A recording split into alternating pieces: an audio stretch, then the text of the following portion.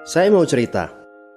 Ada dua orang sahabat yang tinggal di sebuah desa kecil di Italia. Sebut saja nama mereka adalah Pablo dan Bruno. Mereka adalah anak muda yang memiliki impian yang tinggi. Mereka sering berkhayal bagaimana kalau suatu hari nanti mereka menjadi orang terkaya di desanya. Keduanya merupakan orang yang sangat ambisius. Yang mereka perlukan adalah sebuah kesempatan.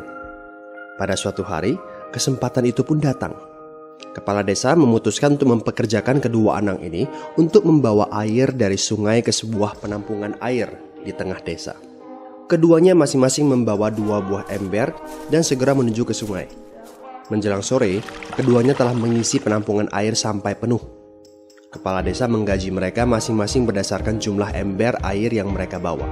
Wow, Pablo dan Bruno senang sekali. Ini berarti impian mereka akan segera terkabul. Mereka sulit percaya jika mereka bisa mendapatkan rezeki sebanyak ini. Mereka bekerja lebih keras lagi setiap hari agar bisa mengangkut air lebih banyak. Namun, Pablo mulai merasakan ketidaknyamanan. Ia tidak yakin pekerjaan ini bakal buat impiannya terwujud. Punggungnya nyeri dan kedua telapak tangannya lecet-lecet. Kian hari, kian takut saat harus pergi bekerja. Ia pun mulai berpikir keras mencari akal bagaimana caranya membawa air dari sungai ke desanya. Aha, Pablo mendapatkan ide. Bruno, saya punya rencana. Daripada kita mondar-mandir bawa-bawa ember setiap hari, kenapa kita nggak sekalian aja buat sebuah saluran pipa dari sungai ke desa kita? Saluran pipa? Ide dari mana itu? Seru Bruno. Kita udah punya kerjaan yang bagus, Pablo. Saya bisa bawa 100 ember sehari. Saya akan jadi orang kaya. Di akhir minggu, saya bisa beli pakaian baru. Pada akhir bulan, saya bisa beli seekor sapi. Dan pada akhir tahun, saya bisa bangun sebuah gubuk baru. Nggak ada kerjaan sebagus ini di desa ini. Setiap minggu kita bisa liburan. Setiap akhir tahun, kita berhak cuti selama 2 minggu dengan gaji utuh. Kita akan punya hidup yang layak. Jadi buang jauh-jauh lah pikiran untuk bangun saluran pipa. Tapi Pablo tidak putus asa. Ia akhirnya memutuskan untuk bekerja paruh waktu. Ia tetap bekerja mengangkut ember-ember air.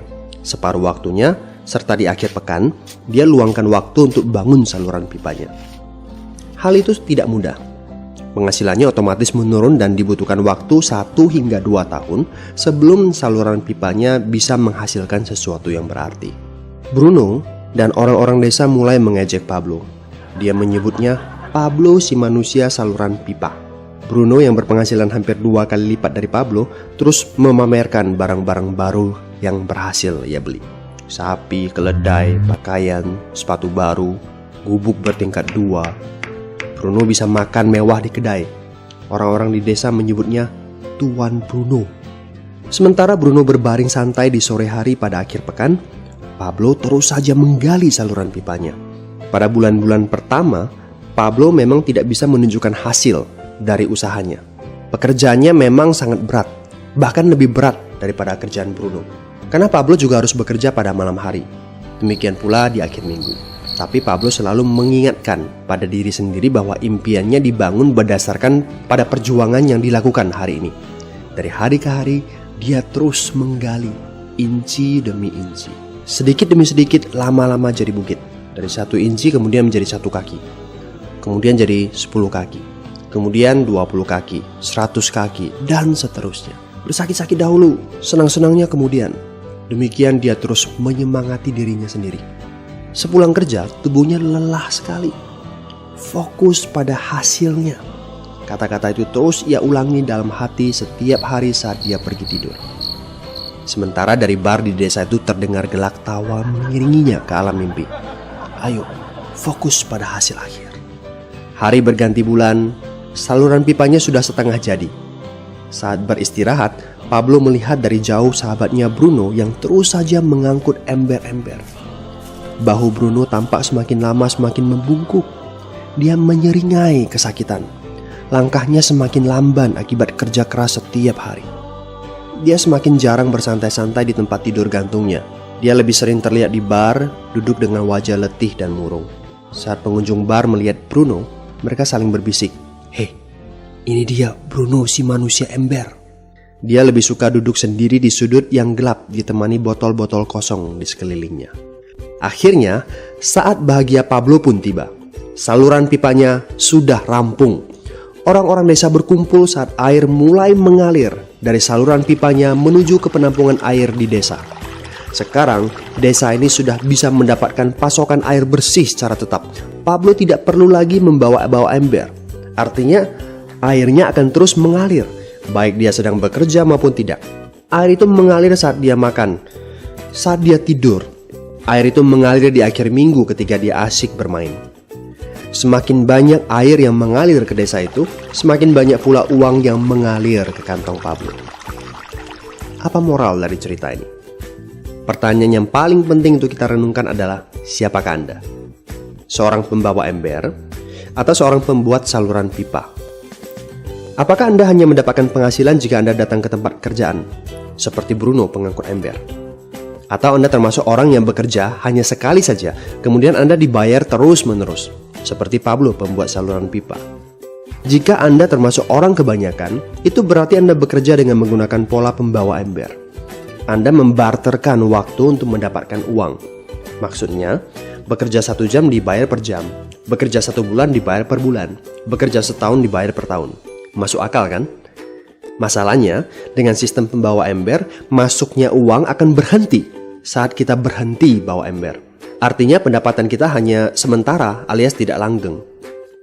Kalau di suatu pagi Bruno bangun dan punggungnya terasa sakit, sehingga dia tidak bisa bangkit dari tempat tidurnya, berapa uang yang akan dia dapatkan hari itu? 0 besar.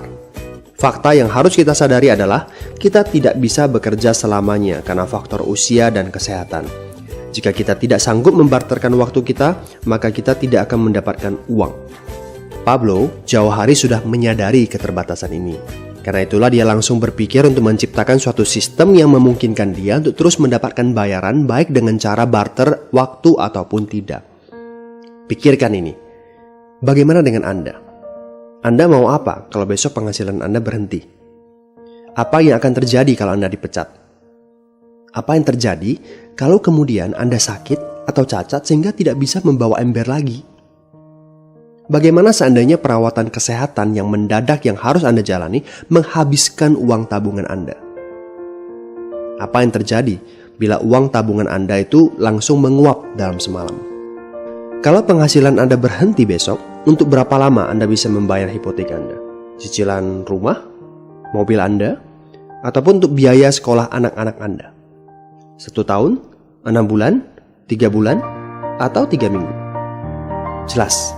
Apakah Anda bekerja sebagai penyapu jalan, bekerja di kantor, punya jabatan tinggi, atau memiliki toko, seorang profesional di bidang tertentu, tetap saja Anda membarterkan antara satuan waktu dengan satuan uang.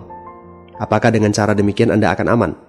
Satu-satunya jalan untuk menciptakan keamanan yang sesungguhnya adalah seperti yang dilakukan oleh Pablo, yaitu membangun saluran pipa saat Anda masih bekerja sebagai pembawa ember.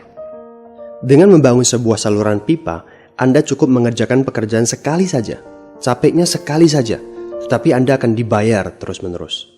Saluran pipa ini akan memberikan Anda penghasilan walaupun Anda sedang tidur ataupun Anda sedang main. Penghasilan ini juga akan terus Anda peroleh setelah Anda pensiun, pada saat Anda sedang sakit ataupun cacat sehingga tidak bisa bekerja, dan juga dalam situasi darurat. Inilah yang disebut sebagai penghasilan pasif. Anda tahu, saat ini kami sedang membangun saluran pipa yang akan memberikan penghasilan pasif. Mau tahu caranya? Hubungi teman yang meminta Anda untuk menonton video ini. Dia punya akses untuk informasi yang Anda butuhkan. Mintalah video lanjutannya, atau jika memungkinkan, bertemu langsung dengan teman Anda.